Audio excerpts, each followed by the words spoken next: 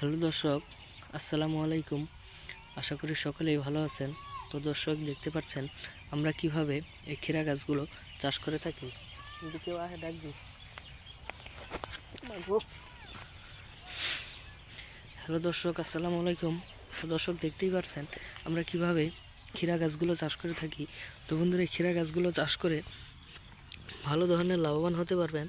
এই যে বন্ধুরা দেখতে পাচ্ছেন আমাদের ক্ষীরা গাছে অনেক অনেক কিন্তু ক্ষীরা এসেছে। এই ক্ষীরাগুলো শশারই মতো এবং শশাও চাষ করা যায়। তো বন্ধুরা, এই শশাগুলো কিংবা এই ক্ষীরাগুলো কীভাবে চাষ করবেন।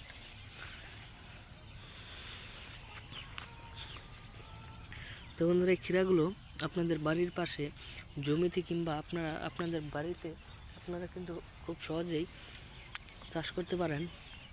এতে করে আপনাদের খুব একটা পরিশ্রম হবে না। খুবই অল্প টাকায় আপনারা এই ক্ষীরাগুলো চাষ করতে পারবেন।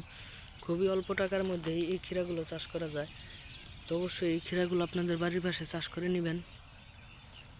আর এইগুলো খেলে প্রচুর পরিমাণের ভিটামিন হয় এবং এতে করে আপনারাও প্রচুর পরিমাণের ভিটামিন হবে। আপনাদের ডাক্তারের কাছ থেকে ভিটামিন কিনে খেতে হবে না।